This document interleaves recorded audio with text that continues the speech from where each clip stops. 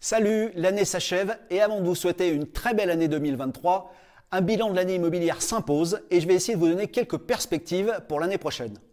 Le volume de transactions en 2022 reste élevé avec plus de 1,1 million de transactions, mais le marché semble marquer le pas en cette fin d'année, essentiellement dû à la remontée des taux d'intérêt qui sont passés de 1% en début d'année à 2,5% sur le dernier trimestre 2022.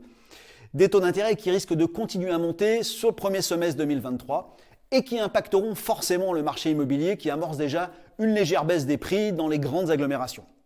En effet, quand les taux remontent de 1%, la capacité d'emprunt des acheteurs diminue de 8%. Prenons un exemple simple d'un couple qui souhaite acheter son logement en ce moment. Il y a un an, ce couple, pour 1 000 € de mensualité hors assurance, pouvait emprunter 218 000 € sur 20 ans avec un taux de 1%.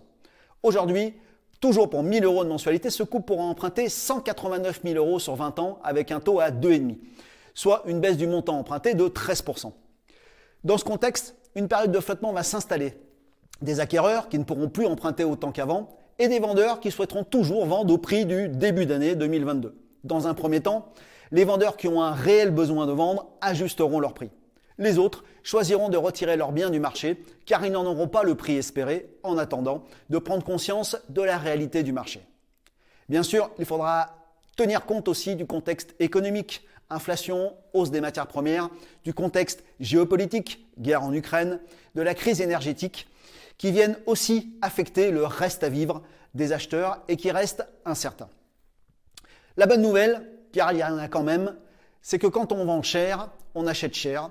Et quand les prix baissent, on vend moins cher, mais on achète aussi moins cher.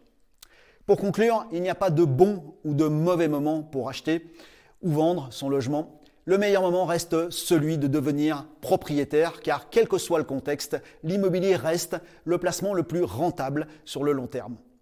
Je vous souhaite à toutes et à tous une très belle année 2023. On se retrouve dès la semaine prochaine avec de nouvelles vidéos pour continuer avec un collab sur l'immobilier.